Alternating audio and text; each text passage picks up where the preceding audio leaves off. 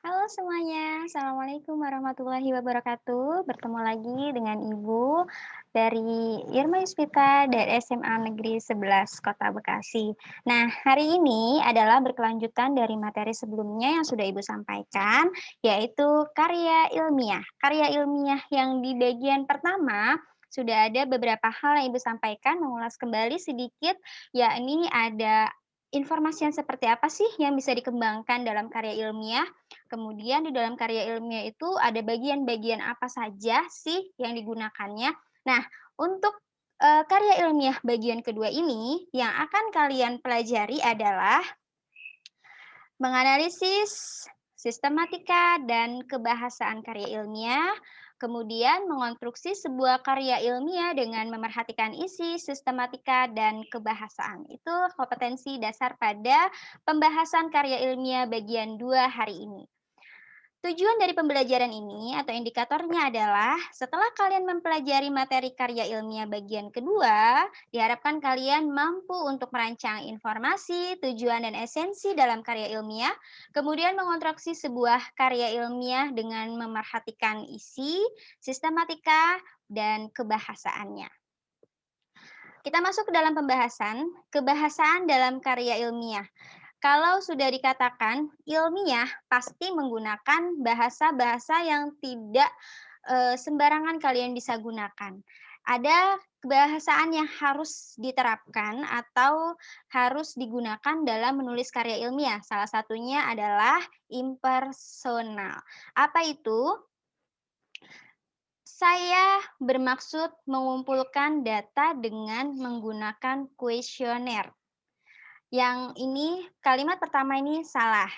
Yang kalimat yang kedua ini benar. Di dalam mengumpulkan data penelitian ini, penulis menggunakan kuesioner.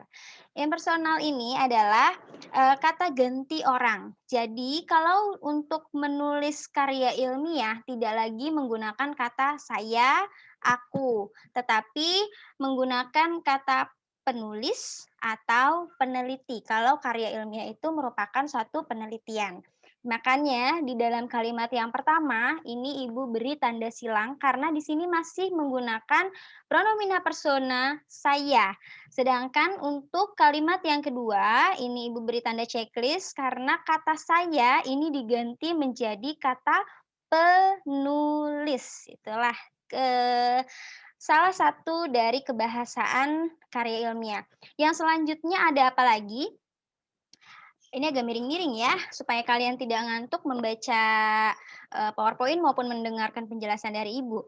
Menyatakan dalam kalimat pasif, kita sudah tahu bersama ya kalau kalimat, antara kalimat pasif dengan kalimat yang aktif. Biasanya kalau kalimat aktif itu, eee, apa namanya, diawali dengan imbuhan "me".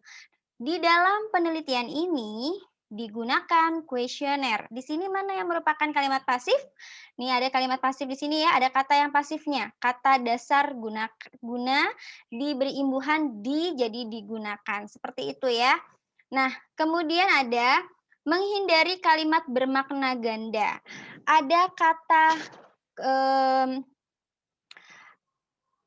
denotatif dan konotatif.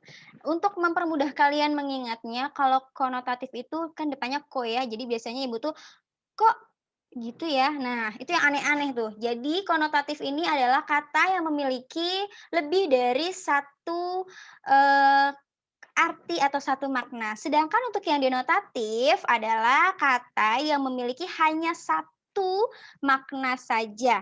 Contohnya seperti apa? Ini kalimat yang pertama adalah kalimat yang salah. Ia sudah insaf, tidak ingin lagi tenggelam ke dalam dunia hitam.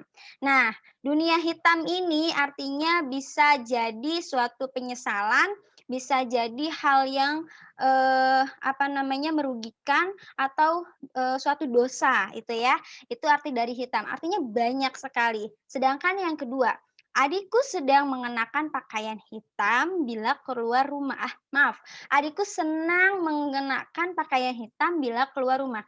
Hanya ada satu makna, Dalam kata hitam ini yang bermakna warna. Sehingga kalimat pertama, kata hitam ini bermakna konotasi karena mengandung banyak makna atau lebih dari satu makna. Sedangkan untuk kalimat yang kedua, sama katanya adalah hitam tapi bermakna denotasi karena hanya mengandung satu makna saja. Untuk struktur dari karya ilmiah sebenarnya sudah Ibu sampaikan di bagian pertama. Intinya adalah ada 3 hal, pendahuluan, pembahasan, dan simpulan. Tetapi Ibu tambahkan lagi satu, yaitu daftar pustaka. Harus ada daftar pustaka untuk apa, Bu? Daftar pustaka ini dibutuhkan, supaya orang lain mudah untuk mencari informasi yang sesuai dengan, sumber-sumber yang sudah kalian gunakan dalam menulis karya ilmiah tersebut.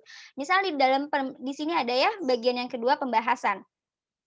Pembahasan ini kan isinya berkaitan dengan, informasi-informasi yang relevan, bisa dilihat dari jurnal, bisa dilihat dari koran, bisa dilihat dari buku-buku, bisa dilihat dari, internet. Nah, semuanya itu lamannya, identitas bukunya, semua tergabung atau terkumpul di dalam bagian daftar pustaka. Sehingga ketika orang lain membaca bagian pembahasan kalian dan masih sedikit, mau lebih tahu tentang informasi tersebut, mereka bisa mencari buku itu dengan mudah melalui daftar pustaka yang kalian cantumkan di bagian akhir karya ilmiah kalian. Seperti itu ya. Lanjut lagi, ternyata di dalam daftar pustaka ini isinya adalah, identitas dari, sumber atau identitas dari sumber, tapi biasanya mayoritas di sini yang digunakan adalah buku ya. Identitas dari buku yang dijadikan sebagai acuan kalian dalam menuliskan karya ilmiah untuk dijadikan sebagai informasi yang relevan. Nah, tidak boleh sembarangan nih ternyata, karena ini berupa ilmiah, jadi semuanya memang dari awal hingga akhir harus tersusun secara sistematis. Daftar pustaka pun begitu, memiliki aturan, yang sampai saat ini tidak diubah aturannya, jadi susunannya tetap sama seperti ini. Yang pertama harus dicantumkan adalah nama penulisnya. Kemudian yang kedua ada tahun terbit. Yang ketiga judul buku, artikel, atau berita. Kemudian yang keempat ada kota terbit. Yang kelima, nama penerbitnya. Nah, di sini kita langsung melihat kepada contoh dari penulisan daftar pustaka. Ada namanya Suherli Kusmana. Jadi dibalik nih ya, untuk penulisan nama di dalam daftar pustaka, nama yang adanya di akhir ditulis di awal, kemudian dipisahkan dengan nama yang berikutnya. Nama berikutnya ini kan namanya Suherli Kusmana ya. Nah, jadi Suherlinya adanya di bagian akhir, Kusmana dulu, dipisah dengan tanda koma, kemudian baru ditulis Suherli. Nah, dipisah lagi nih, tapi pisahnya dengan tanda titik. Tahun terbitnya adalah tahun 2010, titik, merancang karya tulis ilmiah. Nah, merancang karya tulis ilmiah ini kan merupakan judul, jadi harus ditulis dengan menggunakan italik atau hurufnya miring. Kemudian ada nama kotanya di sini, kota terbitnya, titik 2, baru di sini ada nama penerbitnya, titik lagi diakhiri. Setelah kalian menulis ternyata nggak cukup nih untuk menulis daftar pustaka dari sini sampai sini, nggak cukup, Bu. Berarti kalian harus bagaimana? Menulis di bagian akhir, di bagian bawahnya nih, baris berikutnya. Untuk menulis di baris berikutnya nggak sembarangan juga. Di sini harus diberikan spasi, agak menjorok ke dalam, barulah mulai masuk ke dalam, identitas yang berikutnya yang merupakan sambungan dari identitas yang sebelumnya. Itulah untuk daftar pustaka. Nah, ada langkah-langkah dalam menulis karya ilmiah supaya kalian tidak bingung menulis karya ilmiah. Kalau kemarin kan kita sudah mengetahui nih, mana sih informasi yang bisa dikembangkan menjadi karya ilmiah itu yang seperti apa. Kalau sekarang bagaimana langkah-langkahnya? Setelah kita sudah mendapatkan informasi yang bisa kita jadikan sebagai atau kita kembangkan menjadi karya ilmiah, maka kita harus satu, menentukan topiknya. Topiknya sudah didapatkan, baru yang kedua kita harus membuat kerangka tulisan dulu. Di bagian pembahasan, pendahuluan, bab 1 pendahuluan, kira-kira kita mau latar belakangnya itu ada latar belakang. Latar belakangnya sudah belum kita cermati, oh iya latar belakangnya udah permasalahannya ini kan yang mau diangkat, oke.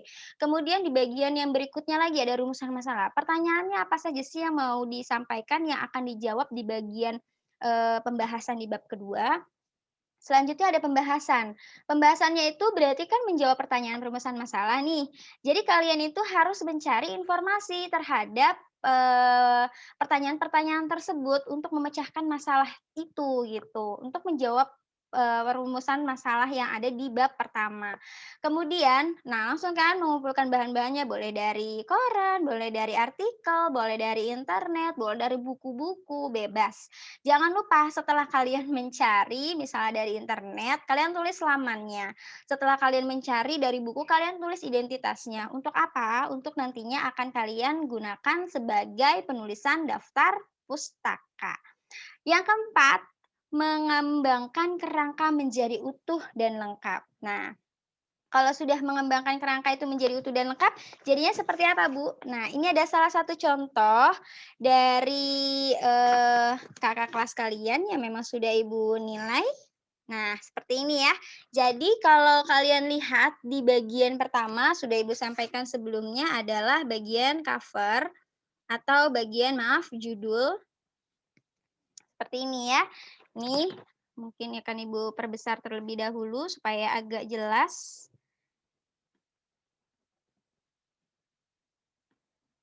Kayaknya nggak bisa ya. Di sini ada, bagian judulnya. Judul yang diangkat oleh kakak kelas kalian adalah siklus hidrologi dan pencemarannya. Nah, kemudian di barisan berikutnya di sini ada makalah ini disusun untuk memenuhi tugas, eee, mata pelajaran bahasa Indonesia. Nah, setelah itu baru ada logonya. Nah, sudah logo sekolah sudah dicantumkan seperti ini, baru ditulis nama penulis atau penyusunnya siapa saja. Yang berikutnya ada kelas, kemudian ada, alamat dari sekolah kita. Nah, kalau dilihat lagi di sini kita buka, halaman berikutnya ada harusnya kata pengantar dulu di sini ya. Balik nih dia nih. Ini ada kata pengantarnya, seperti ini.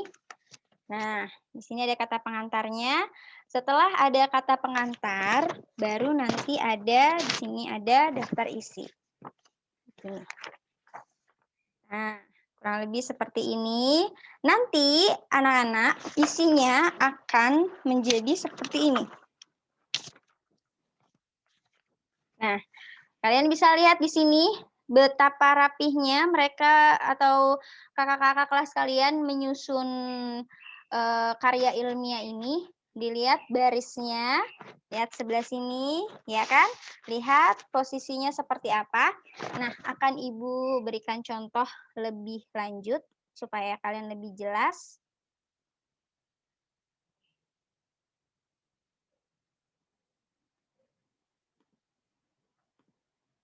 Baik, silakan kalian bisa perhatikan yang ada di hadapan kalian. Nah, ini anak-anak, kalau kalian mau menulis karya ilmiah, oke, yang harus kalian perhatikan pertama, kalian arahkan kursor ke views ini, kemudian ruler, supaya nanti kalau kalian mau menggeser bagian ini mudah untuk digeser ke kanan, ya kan, ke kiri, seperti itu. Jadi menggunakan, ruler tadi. Nah, yang berikutnya ini kan harus ada rata kanan, rata kiri, kemudian rata bawahnya seperti apa gitu ya. Nah, ini nanti kalian bisa lihat di bagian, layout. Kemudian di sini ada size. more paper size. Kalian bisa lihat di sini ada margin. Nah, komputer itu beda-beda, Nak. Ada yang menggunakannya inci kutip 2 seperti ini, atau ada juga yang menggunakan sentimeter. Kalau menggunakannya sentimeter, di sini tulis 44, yang di sebelah sini 33. Tapi kalau menggunakannya inci seperti di sini, pakai tanda kutip 2, berarti 1,58, 1,58, 1,18, 1,18, oke. Sehingga rata yang ada di sebelah kiri, kanan, atas, dan bawahnya ini teratur. Seperti contoh yang ada di depan kalian ini, punya kakak kelas kalian. Nah, kalau Ibu lihat lagi di sini ada di bagian bab kedua, ya, ini punya kakak kelas ya. Nah, begitu mereka menulis di sini tuh, ya. Di sini semuanya rapi, seperti ini.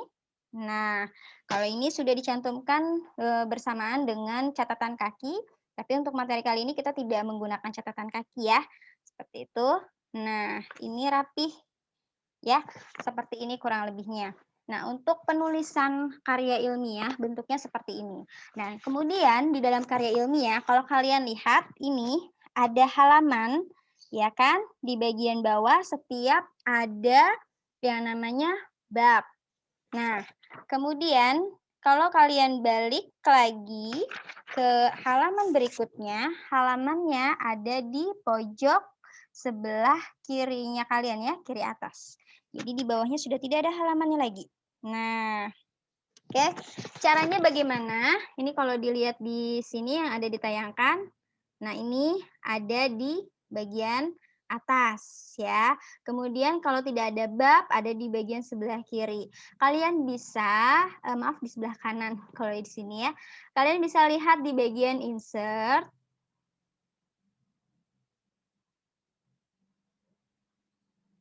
Sebentar, Ibu carikan terlebih dahulu.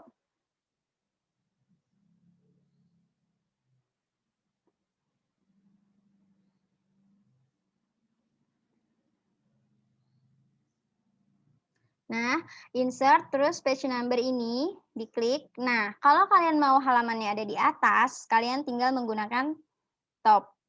Jadi nanti di sini ada pilihannya. Kalian mau pilih halamannya itu bentuknya ada di sebelah mana. Nah, ini ya. Kalau mau ada di bawah, kalian pilih yang button. Ini ada di bawah pojok kiri kah, tengah, atau sebelah kanan.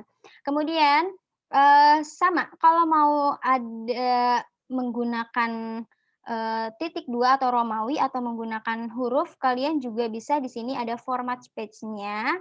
Jadi kalian tinggal pilih di sebelah sini mau pakai yang mana. Nanti tinggal oke, seperti itu ya.